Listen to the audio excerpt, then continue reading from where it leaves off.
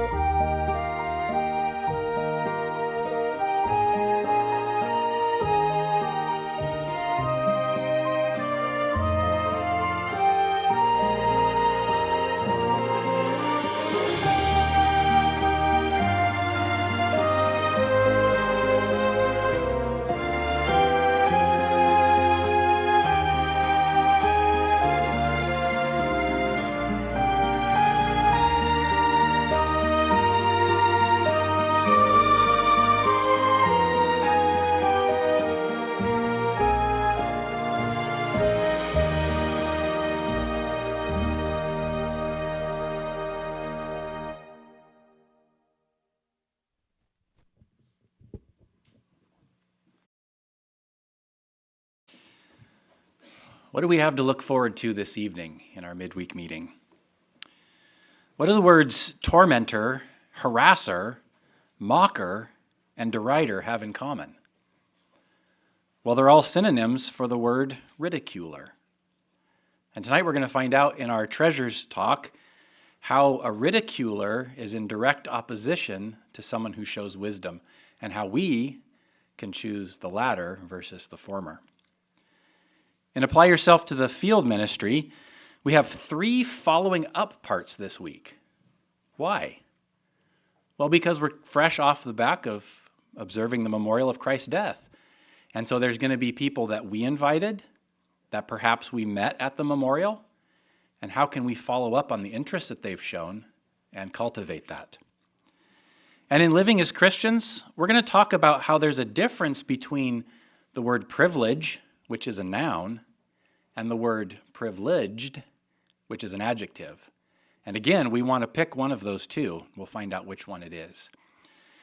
So to get right into our meeting this evening, let's give our attention to Brother Reitz as he covers the Treasures Talk theme, Be a Wise Person, Not a Ridiculer.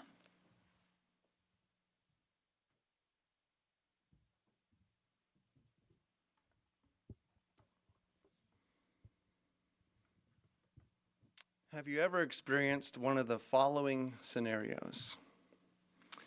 Brother, can we meet with you after the meeting in the back room?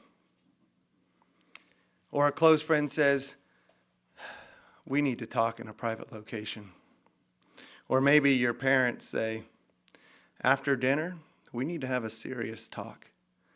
What goes through your mind? You instantly start thinking, did I do something wrong? Did I say something? Did I offend somebody? Or you may say, I knew I was going to get in trouble for that one. Or if you're a kid, I wonder how long I'm going to be grounded this time. Well, those are natural thoughts when we hear that kind of scenario, isn't it? And it's okay to think those things. It's natural. But what is important is, how are we going to respond to that counsel? Really, tonight, Proverbs talks about two particular ways we can respond. So let's first examine the negative way. At Proverbs chapter 9, verses 7 and 8a, it says, the one who corrects a ridiculer invites dishonor, and whoever reproves someone wicked will get hurt. Do not reprove a ridiculer, or he will hate you. There were some very strong words in this scripture, wasn't it? It speaks of someone that doesn't accept counsel as a ridiculer, even describes them as wicked.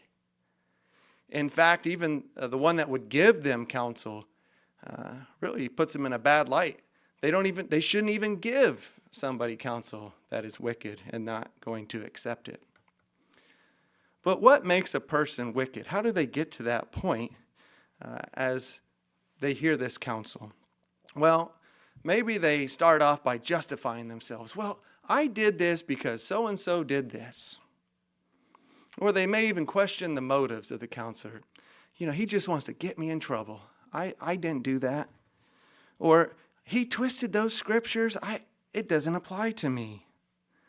Really, we could even think, he did the same thing just last month.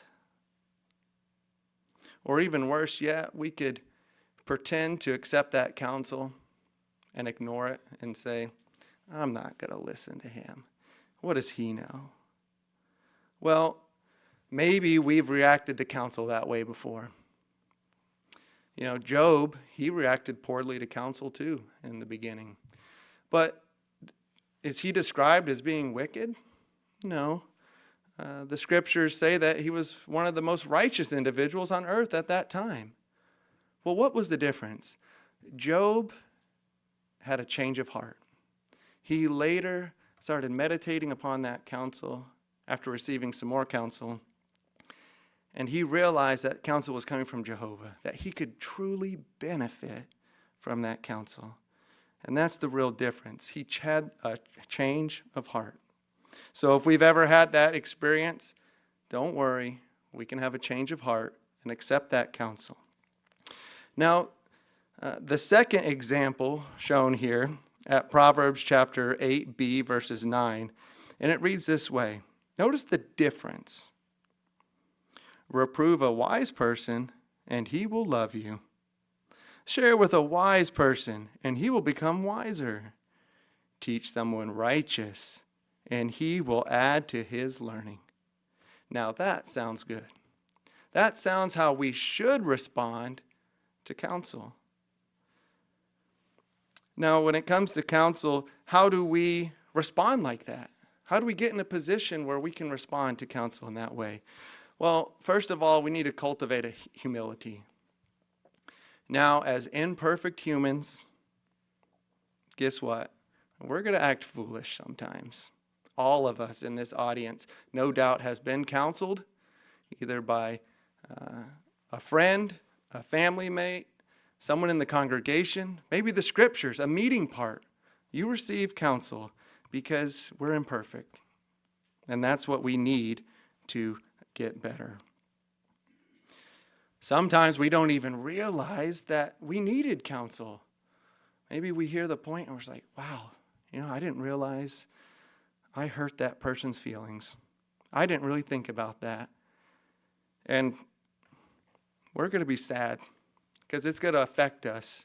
And just like the scriptures say, it's not a good time to get counseled. It's not a party. It's grievous. We're going to be affected. We're going to maybe cry after some counsel, and we're going to be affected in a way that hopefully motivates us to apply that counsel. Now, we need to also look at that counsel as coming directly from Jehovah. It's love, Jehovah's love being expressed to us, because he wants us to be better people. He wants us to apply his word and follow it. Now, you may get some counsel, and maybe it wasn't given in such a good way. Maybe the person was upset with you, and they yelled at you, but they used the scripture. Or maybe the counsel couldn't really be applied to your situation. Well, how do we view that counsel? Well, instead of maybe ignoring it or not worrying about it, why don't we focus on the scripture? Now, what do we know about scriptures? They're inspired of God. They're beneficial for teaching, for reproving, for setting things straight. So don't focus on how it was given, but really the material. How can I benefit from this thought from God's word? And no doubt when we do so, we're going to benefit ourselves. Maybe we can have the picture brought up now. Now, when I first looked at this picture, I thought, that's nice. A nice mature sister was counseling a younger one. Or maybe the younger one was counseling a mature sister. No one is too wise or too old to learn. So no matter who counsels us, take that counsel to heart. Think about that. And as we humble ourselves, we can truly benefit ourselves. And that leads us to our next point at Proverbs chapter 9, verse 12. It says, "If you become wise, you are wise in your own advantage. But if you are a ridiculer, you alone will bear it." So how will we act to counsel? Will we be like that wise person and become wiser? Notice, to our own advantage. It's an advantage to us to take that counsel to heart. Or will we be like a ridiculer and suffer the consequences? Well, hopefully tonight, after meditating upon these things, the next time that we receive some counsel, we'll be like that wise person and accept it and benefit fully from Jehovah's direction.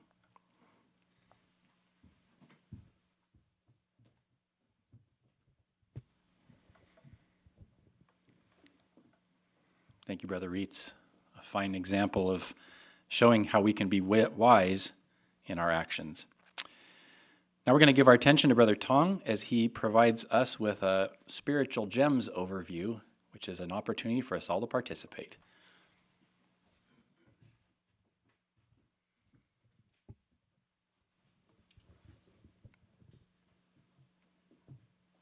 Friends, we look forward to your comments for this part.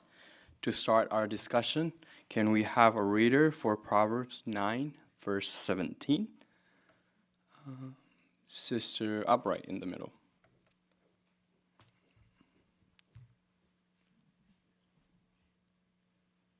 Stolen waters are sweet, and food eaten in secret is pleasant.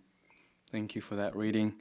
Based on that scripture, we have one question. It said, "What are stolen waters, and why are they sweet?"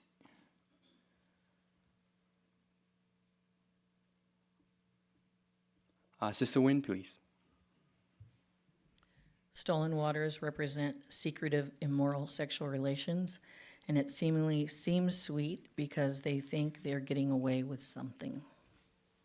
Thank you. That covered really well with the question. So let's go on to the next one. More opportunity to share. What spiritual gems from this week Bible reading would you like to share? Let's start with Brother Gufferson, please.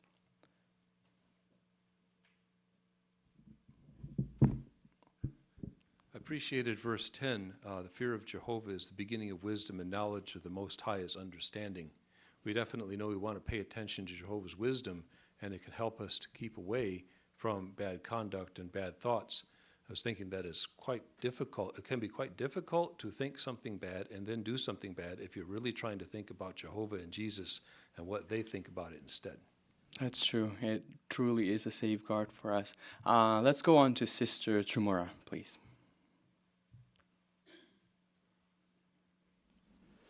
My gem is on Proverbs 9, verse 18, regarding the invitation of the women who personifies foolishness. A wise person will consider the consequences before making a decision, but the research guide brought out that with wisdom's invitation, it includes the promise of life, but the woman of stupidity makes no reference to the consequences of following her immoral ways. But in verse 18, we see what the consequences are, and one scholar summed it up this way. He said, "The foolish woman's house is not a home, but a mausoleum. If you enter it, you will not leave it alive." Thank you for that research as well. Let's go on to Sister Ward. Thank you. So researchers have found that when two people are talking to us at the same time, our brain can only pay attention to one of them. So what we do is we choose the one that we want to listen to. And here in chapter 9, we have wisdom and stupidity that talk to us at the same time. So this makes it important to make sure we examine our heart, because it has to be inclined toward godly wisdom so that we choose to pay attention to wisdom over stupidity. Thank you. Very insightful.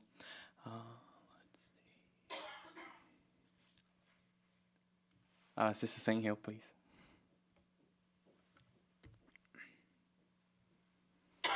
Proverbs 9:4 reads, "Whoever is inexperienced, let him come in here."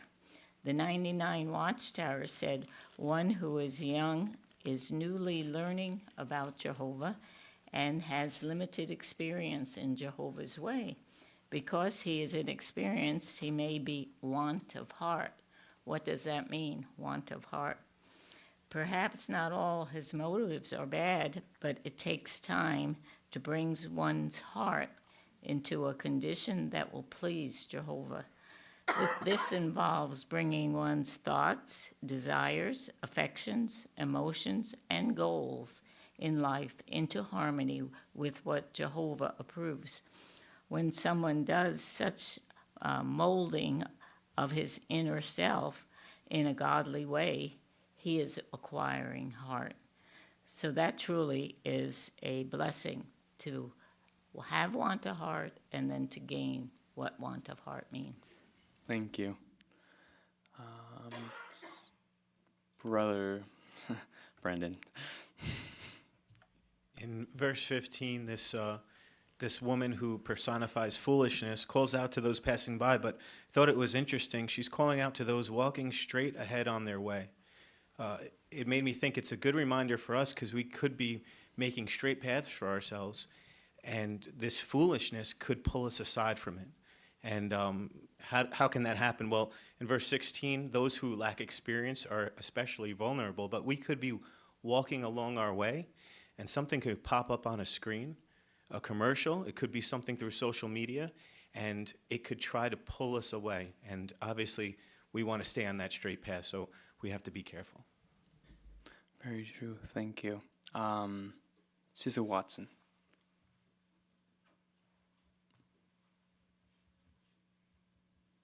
I also appreciated Proverbs 9, verse 10, because it's a reminder that knowledge of Jehovah and having that fear of Jehovah, that's where we have that start of wisdom.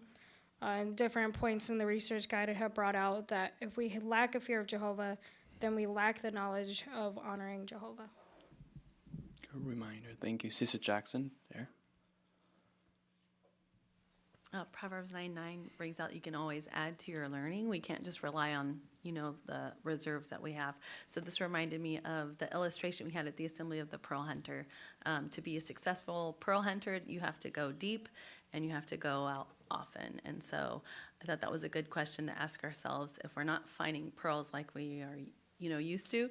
Can I increase my frequency or the depth of study? Thank you. Good reminder to dig deeper. Let's go on to Brother Geiger. So, reading this week, we're using, especially with the discussion, that of a ridiculer. So I decided to look up exactly what it says about what is a ridicule or to ridicule.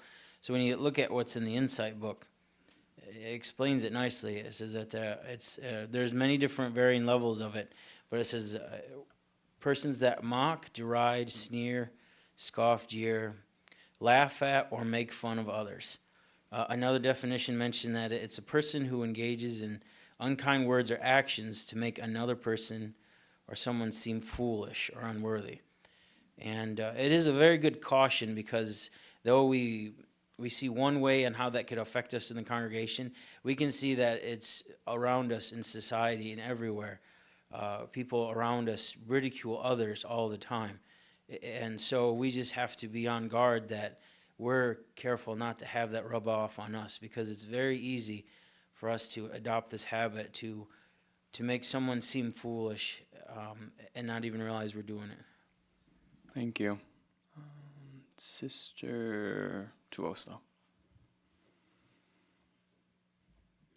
The study watchtower that we just completed commented on the B part of verse 10, where it says, knowledge of the most holy one is understanding. And it pointed out that true knowledge is really knowing Jehovah's qualities, what he loves and what he hates. And this is having true understanding, because it will assist us to make decisions that please him and not people. But it also made the point that sometimes in our efforts to please Jehovah, we will disappoint those who are closest to us. But it pleases Jehovah when we do that. Thank you. Let's go with Alex. Last comment.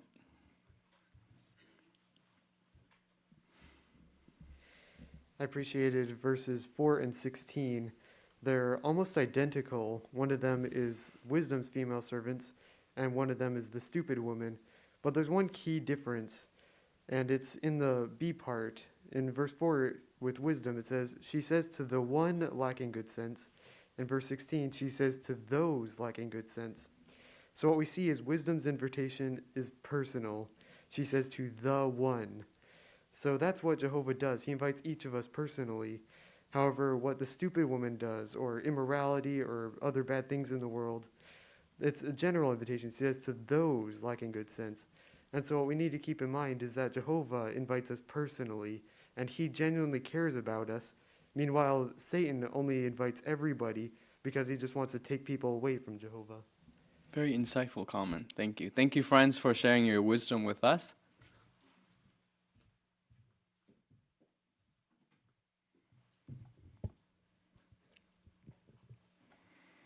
Well done. It's always nice to hear people's expressions of faith. It can help build each other up, can't it? And if you didn't get called on, share your expression of faith with someone sitting next to you after the meeting. I'd like to dismiss our auxiliary classroom now.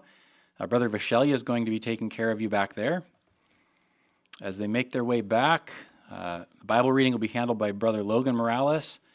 And then our three following up parts, Sister Gustafson and Sister Kostachek, Sister Lehman and Sister DeFrancis, Sister Basil and a different Sister Gustafson. So we'll give them just a minute to make their way back there.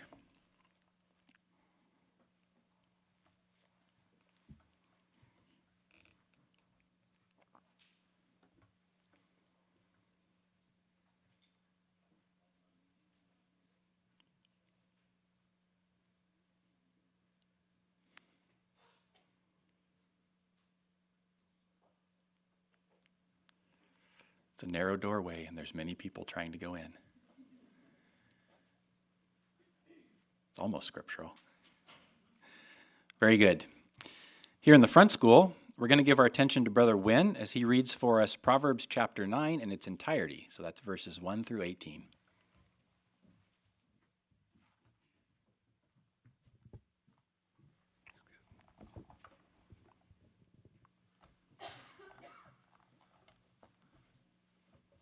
True wisdom has built its house. It has carved out its 7 pillars. It has fully prepared its meat. It has mixed its wine. It has also arranged its table. It has sent out its female servants to call out from the heights above the city. Whoever is inexperienced, let him come in here, she says to the one lacking good sense. Come, eat my bread, and share in drinking the wine that I have mixed. Leave behind your inexperience and live. Walk forward in the way of understanding. The one who corrects a ridiculer invites dishonor, and whoever reproves someone wicked will get hurt. Do not reprove a ridiculer, or he will hate you. Reprove a wise person, and he will love you. Share with the wise person, and he will become wiser. Teach someone righteous, and he will add to his learning. The fear of Jehovah is the beginning of wisdom, and knowledge of the Most Holy One is understanding. For by me your days will be many, and years will be added to your life. If you become wise, you are wise to your own advantage. But if you are a ridiculer, you alone will bear it. A stupid woman is loud. She is ignorant and knows absolutely nothing. She sits at the entrance of her house on a seat in the high places of the city, calling out to those passing by, to those walking straight ahead on their way. Whoever is inexperienced, let him come in here, she says to those lacking good sense. Stolen waters are sweet, and food eaten in secret is pleasant. But he does not know that those powerless in death are there, that her guests are in the depths of the grave.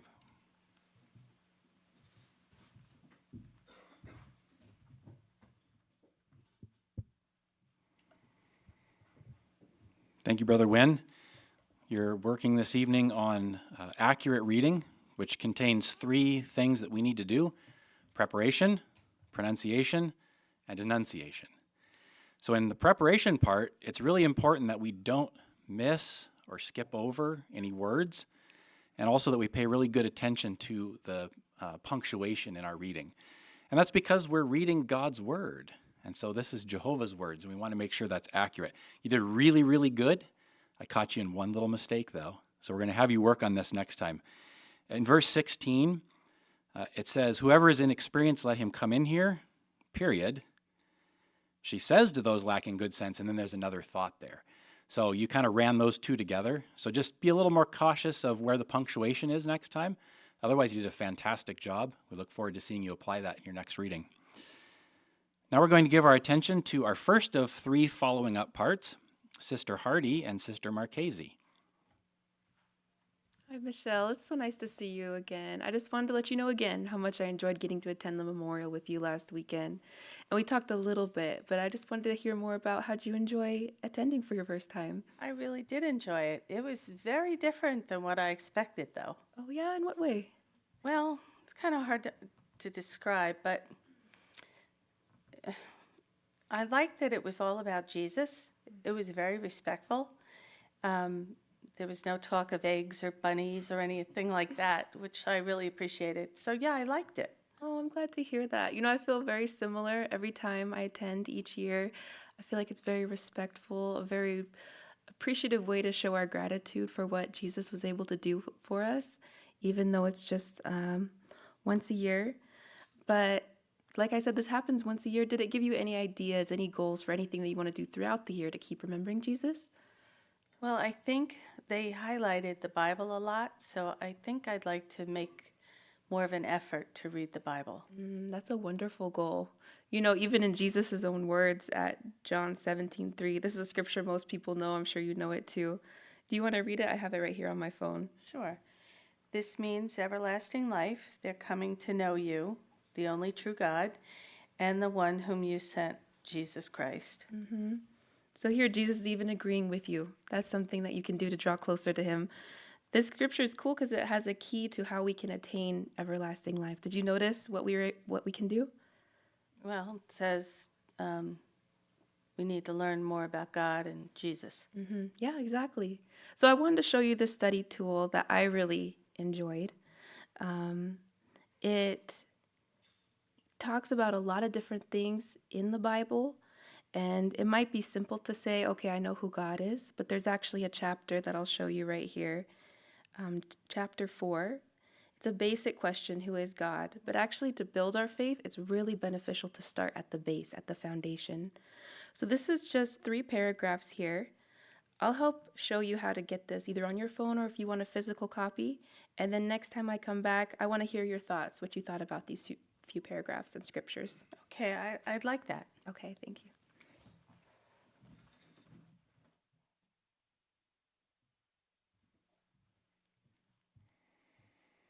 Nice work, Sister Hardy.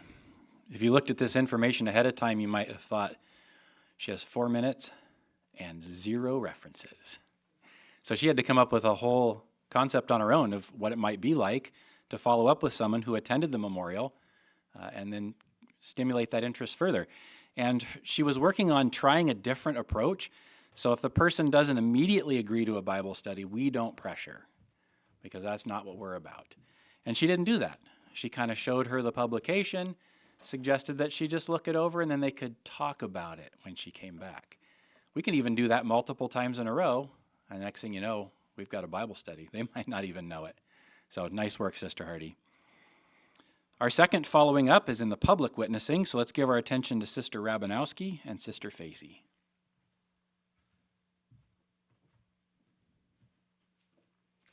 Oh, hi, Moesha. What a great day for a walk, isn't it? Yeah, it's really nice. I really like this trail. I really come here when it's not freezing, and today is windy. It brings in the nice warmth.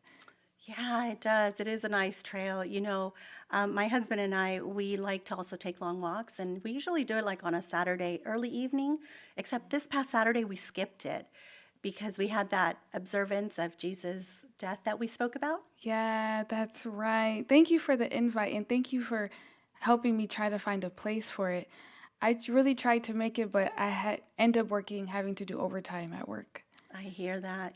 Bills, right? Yeah. Do you find that you do a lot of that? Yeah, I have to since of lately. Yeah, it seems like everything has increased, right? Except our wages, of course. Yeah. But, trying to keep up not only is stressful at times, but it can also be very reason for anxiety, right? However, at that memorial that we spoke of, Jesus reminded us that just the benefits that sacrifice has for us. And even though not everyone may have been present that would have liked to have been there, we still get a benefit. And let me show you, in fact, his words. Notice what he says at Luke 12, 22 and 23. Okay. It says, "That is why I say to you, stop being anxious about your lives as to what you will eat, or about your bodies as to what you will wear. For the life is worth more than food, and the body more than clothing." What do you think about this advice? How am I supposed to do that? It's not easy to not worry about things. Yeah, I completely understand. But I was reading this article that I want to show you actually, and it's on our website. It brought out a very good illustration. Let me show it to you. Okay. Do you notice that this illustration here, it kind of brings out why and how the Bible can really help? What do you see this gentleman doing there? Well, it seems that he has a camera, and he has the manual in his other hand. He looks kind of frustrated trying to figure out how to work it. He does, right? But the article goes on to say, the Bible can be likened to a manual for human life that God, the manufacturer as it were, has made available to us, the users. This user's manual explains what the product is designed to do and how it should be used for the best results, especially, Moesha, when life's frustrations, they halt us in our tracks, right? But let me share this exact article to your phone. Okay. That'd be good? Yeah, let me give you my number. It's 6. Okay, got it? Okay, I got it. Good. So now that you have that article, and you can read it on your own time, I know you're going to enjoy it. Okay. It'll help you understand God's word also. And in fact, you may have some questions after it. And I would like to be able to maybe follow up with you and see if we can answer those questions and help you download another awesome tool to your phone. Okay, I like what you were talking about so far. So, yes, you can call me maybe Saturday. That would be perfect. I'll call you Saturday. What time would work for you? Say 1 o'clock. 1 o'clock. Okay. I will make a note of that. I will call you Saturday at 1 o'clock. Okay, see you then.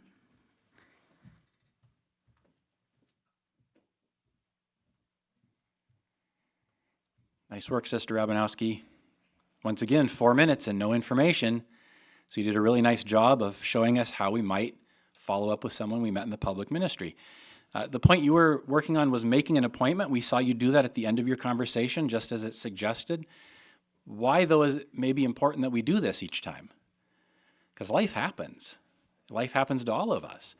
And if we don't make a specific appointment, it's more likely that we're not going to get to follow up with them again. So well done in demonstrating how to do that. For our final following up, we're going to see informal witnessing, and Sister Ramirez and Sister Bean are going to help us with that. Hey, how are you? Hey, Maggie. Doing good. Good to see you. Good to see you too. How's the coffee today? It's good. It's always so hot at this place. So hopefully, that's good. It's good. Hey, so I'm so glad that we get to meet every week. You know, because you know we're family, and it never gets hard. Old. Yeah, and it's hard to get together sometimes. But I'm really glad that we've all kind of the cousins have decided to like make this a point to meet and get together. Yeah. But since last week was the memorial, and I had showed you how to find one close to the house. Big event for me. Did It's been you a go? long time. Yeah, I went. Thank you so much for showing me how to find that one. Yeah, it was nice. I know you were kind of apprehensive and scared because it's been a long time and you didn't really want to go where I go because you grew up there and might have felt a little like overwhelmed. Was anybody pushy? Everybody was nice? No, yeah, as you know, growing up, I didn't really love how the pressure of the family, but no, it was really nice, Maggie. I Good. mean, the people were so warm and inviting, and someone asked me to sit with them, and I didn't feel like it was nice. It was just easy. Oh, good. So it seems makes like me so things are just happy. a little bit Yeah. like, I don't know, softer now. Yeah. Well, you know, on the heels of that, and it was a really good experience for you, we've talked before a little bit about, you know, maybe starting some studies. I know you don't like the word a study because it's super formal or anything, but would you be interested in having more of, you know, thoughtful discussions? Yeah. Yeah, well, you know, I've been opening up to it, and that's why I ended up going anyway. Oh, So, good. I mean, yeah, you know, why not? We can look into it. Great. So I know I had shown you this publication that we are using now before, and I know a long time ago we used to use a book called the Live Forever book. That's probably the red book that you remember. But now we have this newer publication, and it's called it's You Can Enjoy Life Forever. I'm sorry, it's Enjoy Life Forever, and it's very interactive. A long time ago, before, probably when you studied before, it was like a question read a paragraph, answer a question, read a Yeah, paragraph. it's like school. Yeah. This is way more interactive now. So now there's a lot of questions in the publication that have to do with how you feel. How does this make you think? There's a lot of sections that say things like dig deeper. So, and one of the things that's my personal favorite is that it has areas where you can actually put in your input and how something makes you, you know, something that's thought provoking. It's got a lot of hot links for the scriptures and a lot of videos that go Interesting. with Well, you guys are really with the times yeah, now. it's nice. I really like it. But anyway, since we already kind of get together with all the girls every week, maybe we can just meet 20 minutes before, nothing big, no pressure, before everybody else gets here, and then we can have a discussion. And then if you want to make it longer, we can make other arrangements for that. We can try it, sure. Great. We can So try it. next week, it's noon now, so you want to do it like at 11:30? Sure. Great. Yeah. Yeah. All right. Okay. Let's go. Good. It looks like the rest of the girls are getting here. Okay.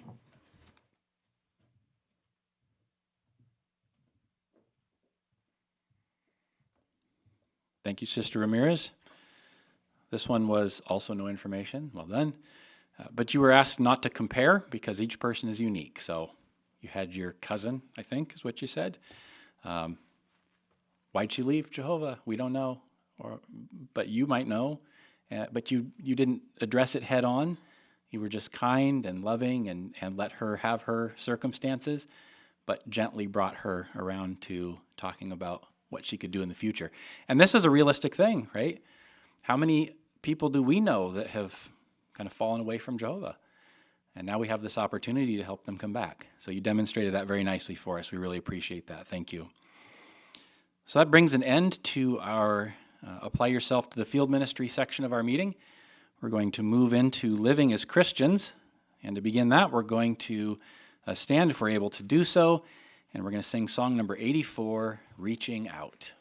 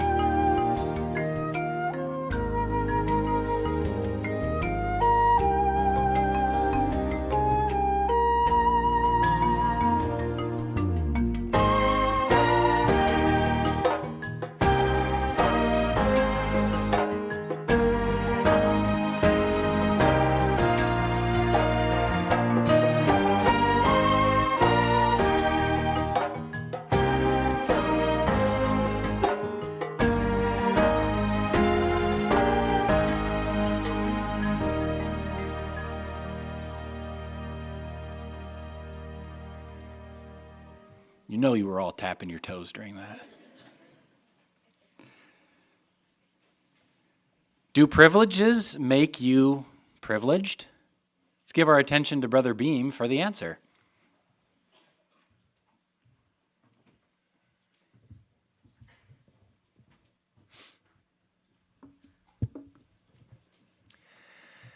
It's a privilege.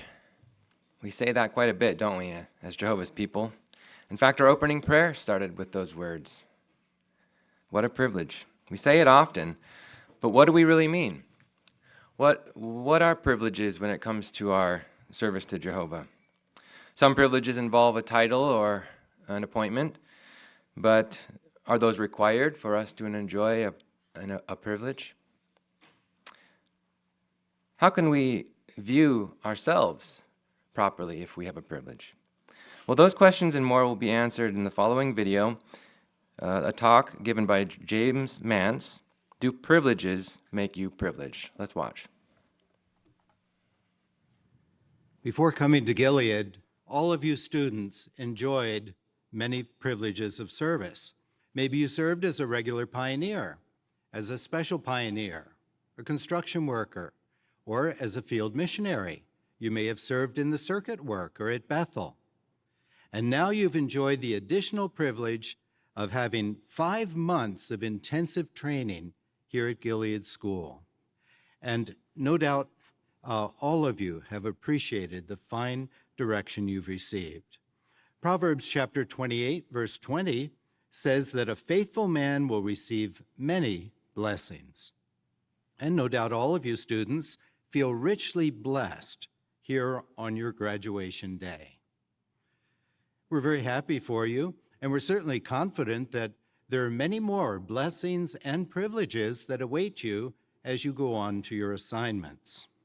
But before you go, I'd just like to ask one question.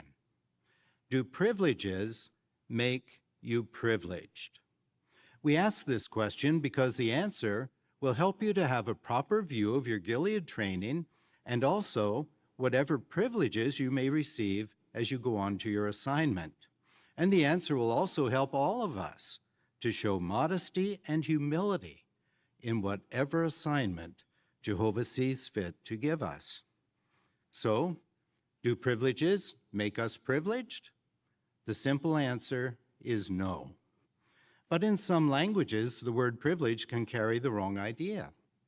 For example, in English, privilege carries the meaning of entitlement. We may speak of a privileged class, people who because of their birth or because of their wealth have a higher place in society than others. A privilege that we receive in Jehovah's organization could even be misunderstood as something given to us because we're special or even better than others. The possibility of misunderstanding what is meant by the word privilege is even more pronounced in other languages. For example, in Japanese, for many years, we used the word tokken to translate the word privilege.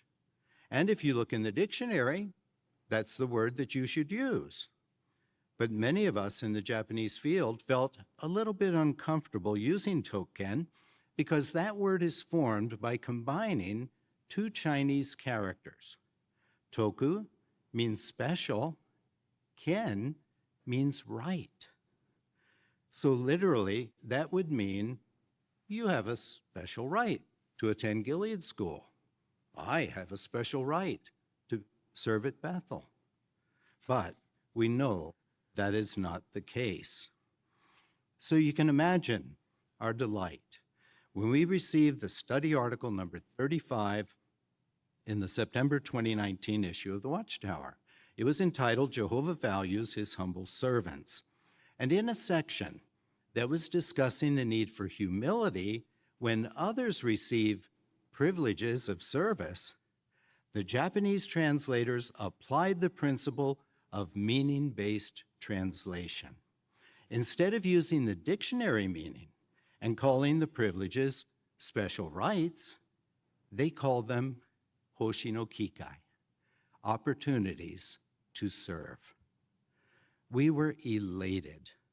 Privileges are not given as a special right. Rather, they give us additional opportunities to be of service to Jehovah and to our brothers. So does that mean we should stop using the word privilege? Not necessarily, but we do need to have a correct understanding of its meaning in the spiritual setting. One way to gain a proper understanding is to examine how the word privilege is used in the New World Translation. For example, at Luke chapter 1, verse 43, Elizabeth described a visit from Mary, the mother of her Lord, as a privilege. Now, did Elizabeth mean that she had a special right to have Mary enter her home? No. Rather, she viewed the visit as a blessing from Jehovah. Acts chapter 7, verse 46 speaks of David asking God for the privilege of providing a dwelling place for the God of Jacob. And at 2 Corinthians chapter 8, verse 4, Paul spoke of Christians who kept earnestly begging us for the privilege of having a share in the relief ministry for the holy ones. David and Paul were not talking about any special right. Rather, they were describing an opportunity to work in service to Jehovah and to their brothers. So let's not be misled by the meaning that the world generally attaches to the word privilege. The direction found at Luke chapter 17, verse 10 will help us. Please open to that verse, and whenever we receive a privilege or an opportunity to serve, let's remember these words and this counsel of Jesus. Luke chapter 17 and verse 10. He said, "Likewise, when you have done all the things assigned to you, say, we are good for nothing slaves. What we have done is what we ought to have done." Now, of course, this doesn't mean that we should view ourselves as useless or worthless. A note in the study Bible explains that according to the context, good for nothing conveys the idea that the slave would view himself modestly, not as deserving of some special credit or praise. And that is how we view ourselves when we receive privileges of service. Now let's consider another aspect of privileges.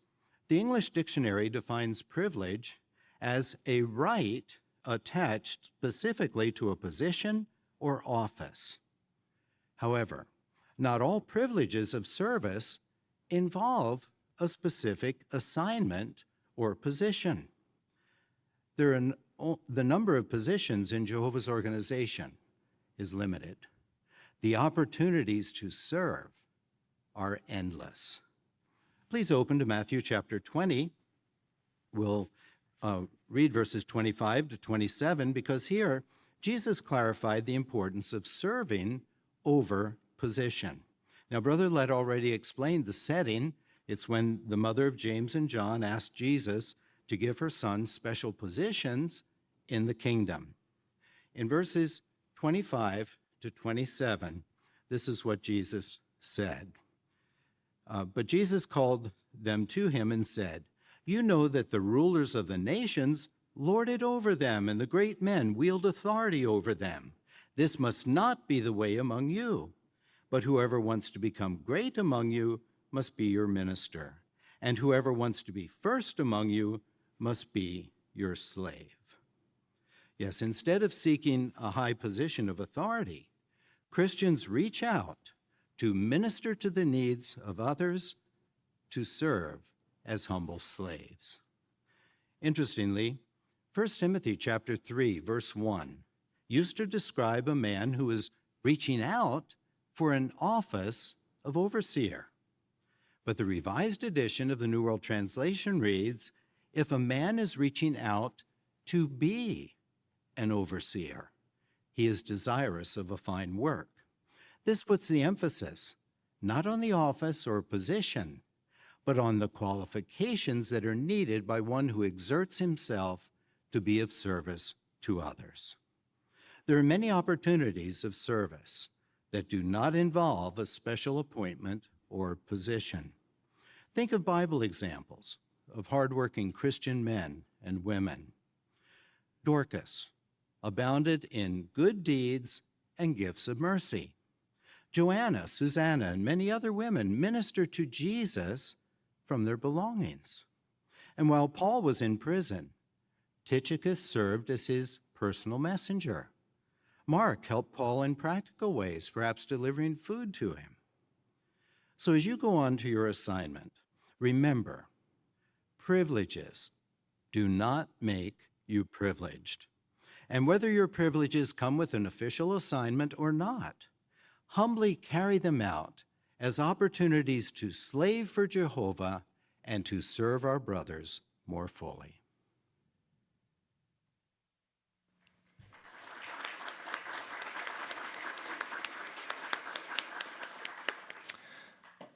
So what does the word privilege mean?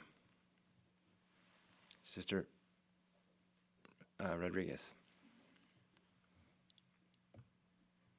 Well, in the world, this is often used to suggest that someone's important, wealthy, or has some special rights that others don't have. But in a spiritual setting, that's not what it means at all. Privileges are simply additional opportunities to serve Jehovah and our brothers and sisters. Well said. Sister Morales. There are opportunities to serve Jehovah and our brothers, and not a special right that we deserve. When we get a privilege, we need to stay humble. Very good. Thank you. Great comment. Brother Ramirez. The dictionary version of privilege defines it as a special advantage, immunity, or entitlement granted to a person or group, often with having to earn it. But as we'll see later in later questions, it's much more than it's just its own definition. Yeah, nice. Let's move on to the next question. How should we view those, how should those with congregation privileges view themselves? Sister Flay.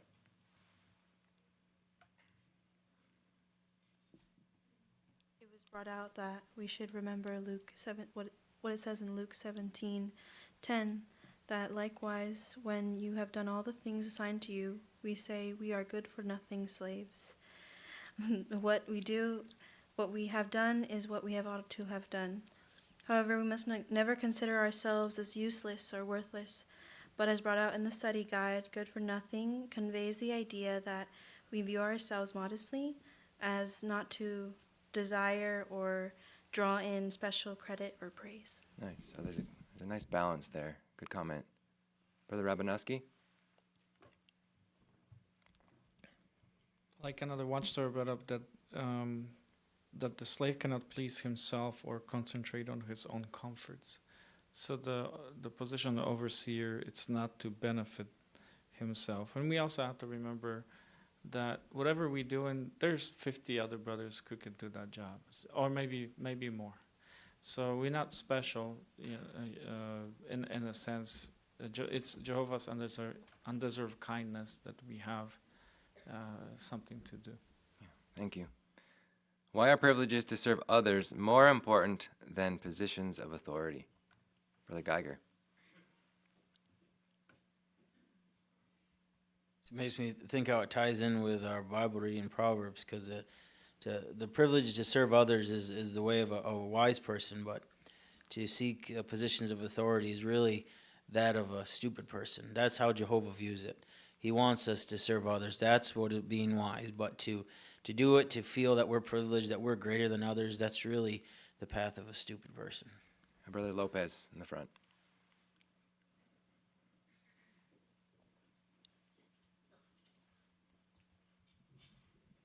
And even Jesus himself felt this way. He was the Son of God, the King of God's kingdom. That was a position of authority. But he still served others, even his apostles, by washing their feet. And so that's the order that things came for Jesus. He didn't say to his apostles, hey, wash my feet. You'll learn humility in the process from doing so. But he demonstrated it. He served them, and he showed that what was most important. Very nice. I appreciated Brother Mance's point that positions of authority are limited. There's only a few of those. But the opportunities to serve others are limitless, which means that there is a limitless need for people to step up and serve others. And so it's really important for us to look for opportunities to do that. Yeah, thanks, Brother Brooks. So serving Jehovah and others is a privilege, does not make us privileged. Whatever privileges we may have, may we make the effort to see them for what they are, opportunities to serve Jehovah and others.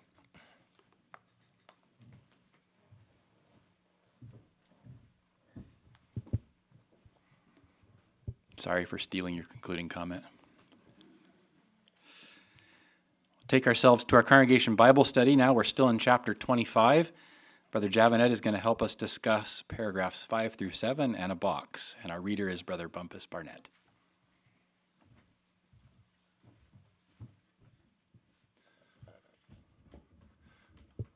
Well, welcome to our Congregation Bible Study, friends, and welcome back to chapter 25 of Acts.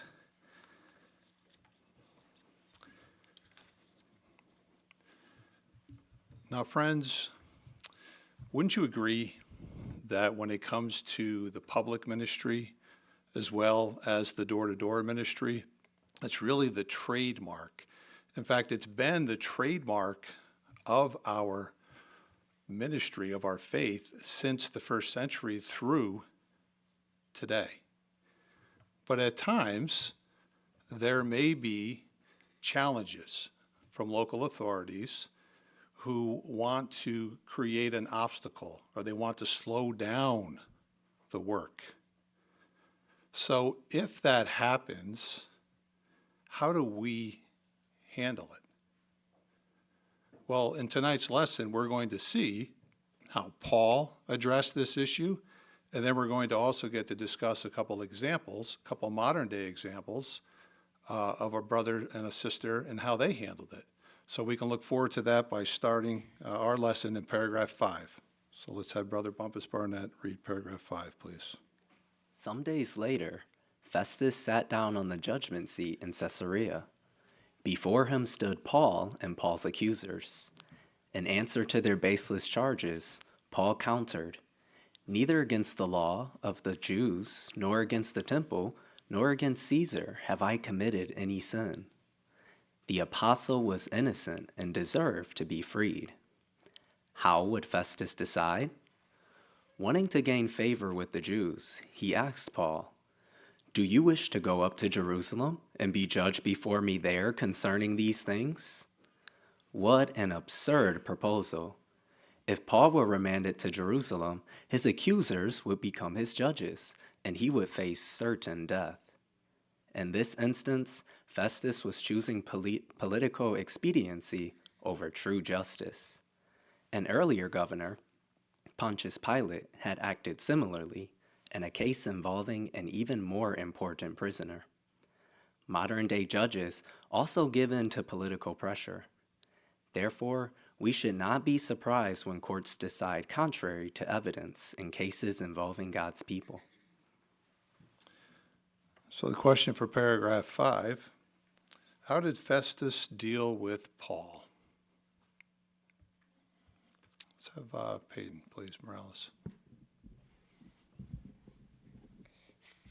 Festus tried to make it look like he was being nice and doing the right thing, but he knew that sending Paul to Jerusalem was wrong and it would get him killed.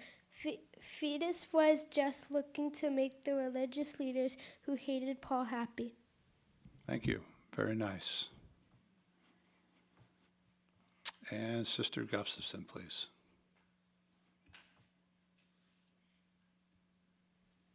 It's interesting watching Festus have this crooked way of dealing with Paul, because he had just spoken to the Jewish people who had asked for Paul to be brought up from Caesarea to Jerusalem, and Festus last time had torn them down. He said, "If indeed this man has done something wrong, you can come to Caesarea and accuse him." And now he's talking to Paul. He says, "We want to come up to Jerusalem and let me hear your case there." So it doesn't make any sense, but we can see that Festus is still trying to appeal to the Jews. Thank you. So let's now talk a little bit about Pontius Pilate, and let's talk about the relationship between Festus and Pontius Pilate. Who'd like to read for us John 19, and we only need verse 12 and verse 16 read. Let's have Sister Pittman, please. It's verse 12 and verse 16. For this reason, Pilate kept trying to find a way to release him, but the Jews shouted, "If you release this man, you are not a friend of Caesar. Everyone who makes himself a king speaks against Caesar." Verse 16, then he handed him over to them to be executed on the stake, so they took charge of Jesus. Thank you. So when you reflect on these verses of how Pontius Pilate behaved with the Jews toward Jesus, and you compare that to how Festus behaved toward the Jews when it came to Paul, what similarities do you see here, or differences?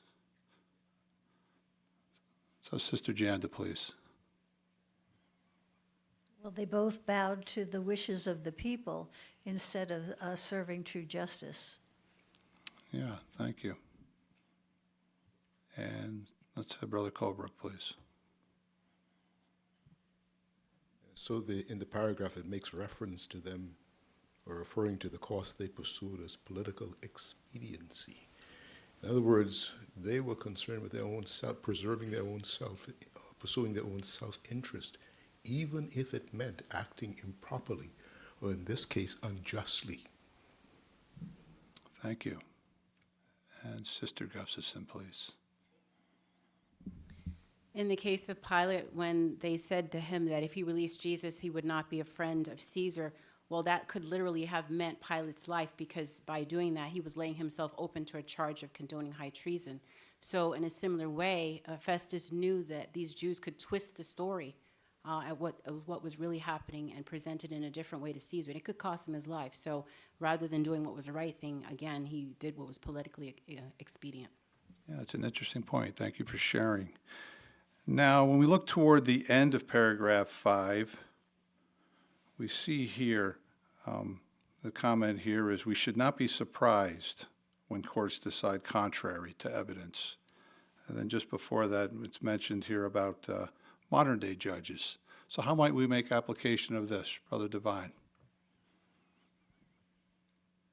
Well, we see this all the time, happens quite often. Recall talking to one of the organization's attorneys who was working on a case in Russia back at an annual meeting some years ago. And the court decision was being delayed and delayed and delayed. And I asked him, what's taking so long for the judge to make up his mind? And he said, oh, well, the Olympics are going on. Russia can't afford to have this now. So as soon as the Olympics are over, then he'll read whatever the government told him to direct. So he was obviously just bowing to political pressure. There was no justice to be sought there. Yeah, thank you for sharing. Brother Rodriguez.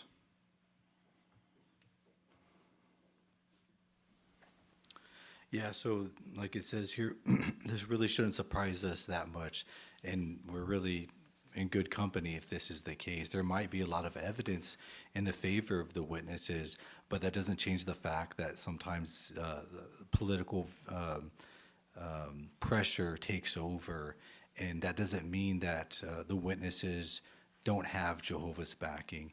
They do have Jehovah's backing, just like Paul and Jesus did, but sometimes this might be the case. Yeah, thank you.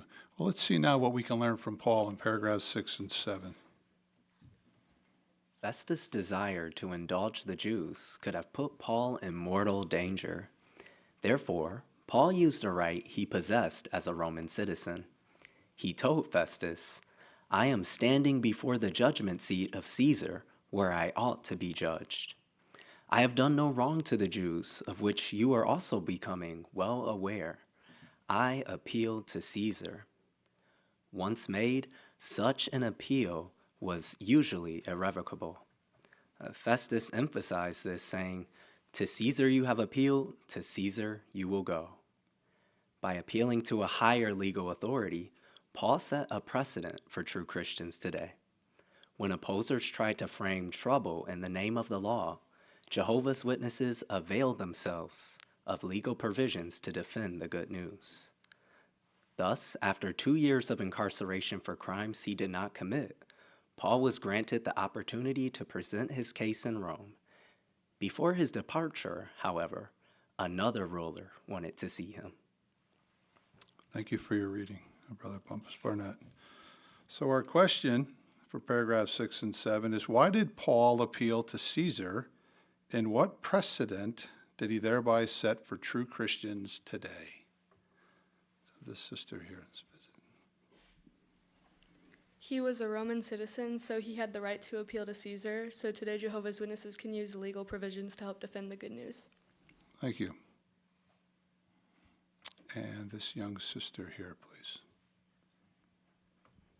Paul appealed to Caesar because his life was in danger. This set the example for Jehovah's Witnesses in modern times to also seek legal help when their right to worship Jehovah is threatened. Thank you. So you answered the second part of that too. Fantastic. Let's have Sister Breckheisen, please.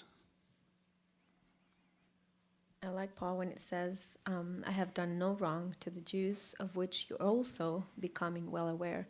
Paul was aware at this point there was nothing you could tell him or proof that of his innocence that could make him free. I mean, it's been 2 years already, so he used this other opportunity that he had to be to someone with that can actually do some justice. Hear his case. Thank you. And Brother Kosacek, back at the console. And Paul had seen many miracles in his life, but he didn't allow those miracles to sway his vision. So he just trusts in Jehovah and not move or not take a step. No, he stayed logistical. He used any tools he had, and Jehovah could bless that. Yeah, thank you. So let me ask you this. So who was Caesar? Let's just kind of review. When he says he's appealing to Caesar, who is he appealing to? Let's have Brother Vashelia, please. The imperial ruler of the entire Roman Empire. And who is this individual? I must know. Do we know his name? Do we know who it was at the time? Let's take Sister Bean, please.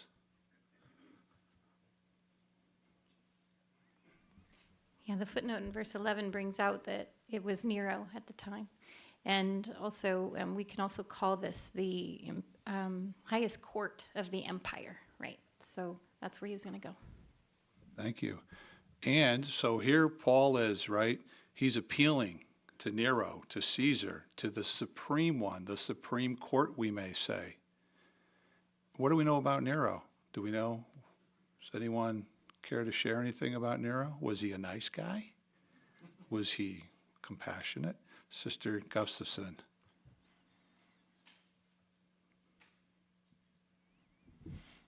Yeah, he definitely did not like the Christians. So for Paul to go before him, that was definitely going to be a task to undertake. Thank you. So let's think, Brother Lucides. Yeah, just to add to that, Rome burned and he blamed it on the Christians. Yeah, correct. Of course, that happened a little bit down the line, but it happened.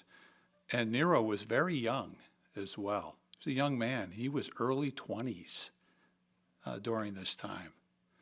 Isn't that interesting as well? They didn't live very long back then, as we know. Usually around 40 years or so was about the average age that they lived. So Paul was old, considered for his time. Paul is late 40s, maybe 50s, somewhere around there. So Paul's considered old. Nero here is a younger man. And think about the situation, right? So Paul, he's where is he, right? What would you say he's between a rock and a hard place? He's got Festus offering to bring him back to Jerusalem. He knows that's certain death. Or it's go appeal to Caesar. Nero, we know who he is, so we know what the chances are there. So why do you think, if you think back, in fact, we'd like to read Acts 23:11, because this is going to help us answer one of the reasons why Paul would have asked to go to Caesar. Who'd like to read that for us? Let's have Sister Harris.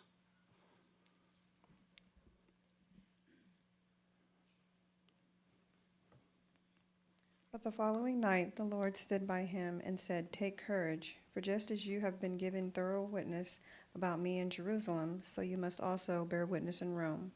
There you go. So it's a nice reminder for us, right? That Paul did want to go to the Supreme Court, for sure. But also, he knew that's where he needed to be, because Jesus had told him that's where he was headed. That's where he needed to go. So let's now talk about some modern day examples. We've got our footnote here. Takes us to the box on page 200. So who'd like to share what they appreciated and how we might be able to make a comparison or an application with this example here with this case involving the city of Griffin, Georgia. So Sister Lopez, please.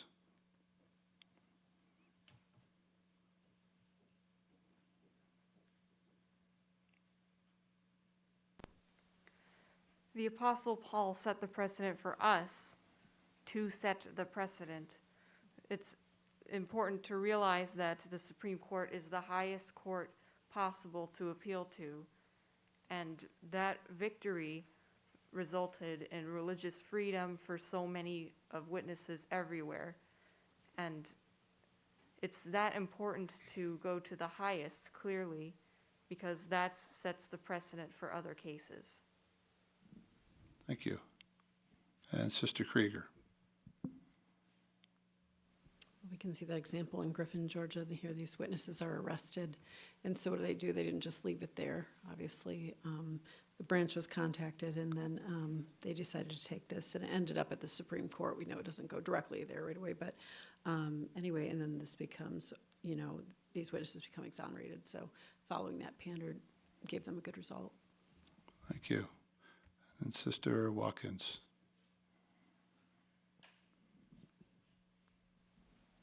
And I know that for this case, that the branch, they used an illustration of trick-or-treaters because they don't have trick-or-treaters, they don't need a permit to go from door to door.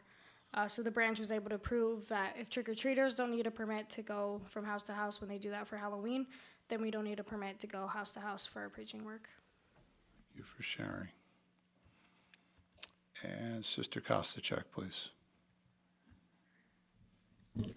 And in this case, this was a span of back and forth for a very long time, so we can only imagine how our brothers felt, the stress of if Jehovah was still with them after all this time, but maybe the relief, the love that they felt when it was over and it was on their side. Thank you. So what amendment, what was the primary amendment here that was raised?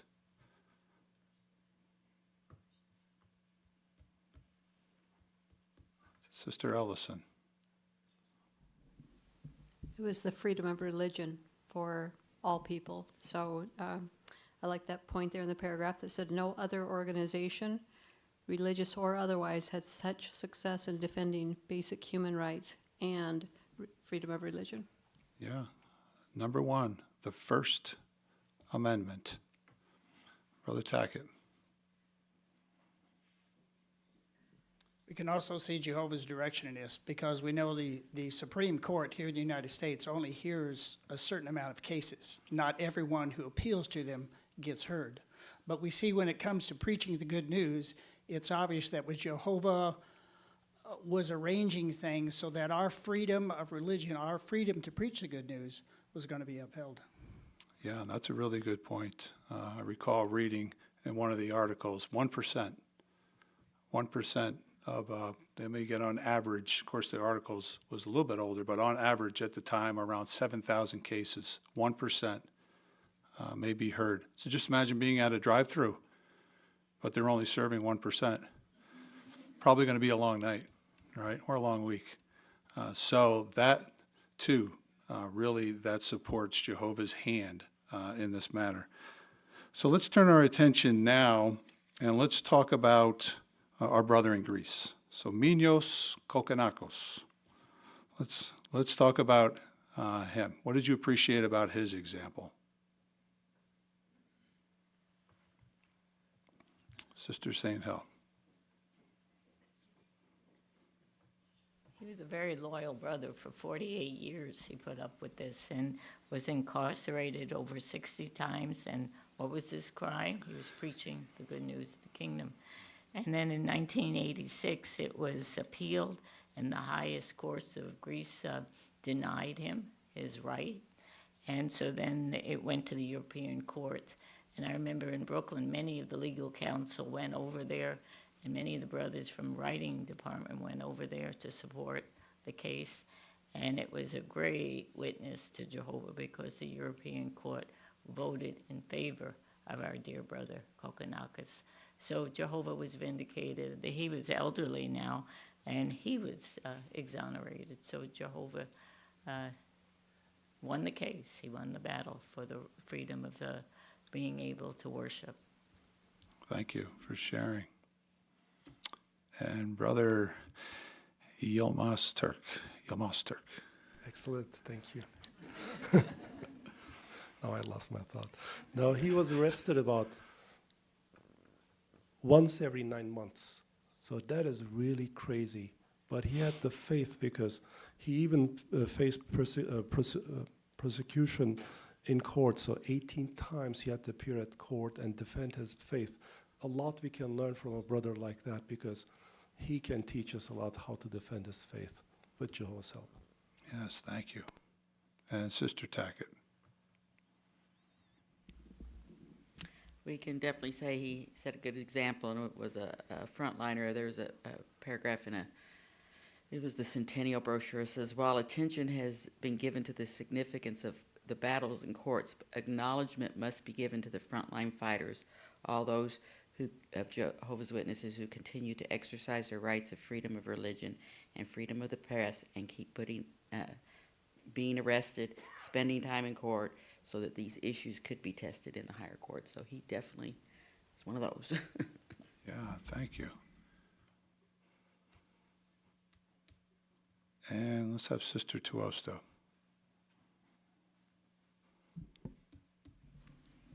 And the similarities in all three cases, Paul in Georgia, USA, and in Greece, is that the witnesses went to the highest court possible. They didn't stop.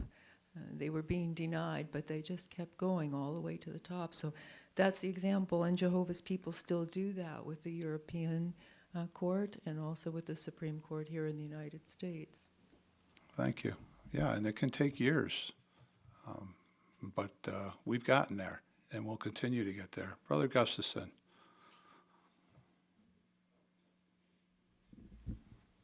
Thinking in line with Sister Tuosto's comment, there is an example of dealing with the Supreme Court here in the United States where the brothers lost the case. It was over the flag salute. They went up all the way to the Supreme Court. Supreme Court says, nope, everybody's compelled to salute the flag. Then the brothers said, okay, we're not going to let that sit. We're going to do it all over again. We grabbed another person, drove it all the way up to the Supreme Court, and like 3 years later on Flag Day, the Supreme Court said, we were wrong last time. We shouldn't be compelling people to say anything like that, so witnesses win. And they're continuing to drive the issue to make certain that the good news is preached, is so that we all benefit from that. Like back in the 30s, the witnesses went out in service with their toothbrushes knowing they were spending a night in jail. But nowadays, we go out in service, and the vast majority of the time here, at least in the United States, the police come by and say, yep, we know exactly who you are, but we got to come out here just to satisfy the other people. So see ya, have fun. Thank you. So let's close with this, friends. At the outset, I had asked, how will you react if your ministry is challenged, right? So when we think about how we will react, we simply need to follow the example of Paul and these other couple of examples. They reacted with deep respect toward the authorities. Paul acted with deep respect not only toward the authorities, but also toward those who were accusing him wrongly.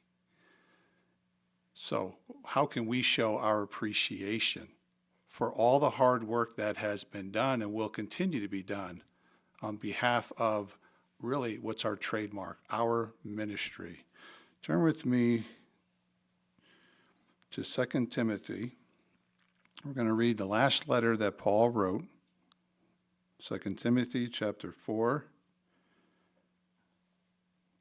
And notice what he encouraged us to do and how really we can show our appreciation for all this hard work that has been done on our behalf and on behalf of the ministry. Here Paul says, keep your senses in all things, endure hardship, do the work of an evangelizer, fully accomplish your ministry.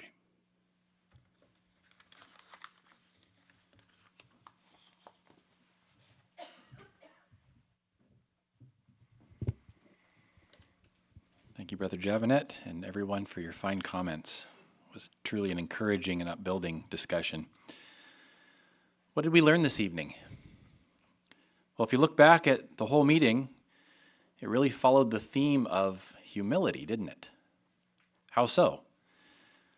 Well, in the beginning, we learned about how being wise allows us to accept counsel, but accepting counsel requires humility, doesn't it?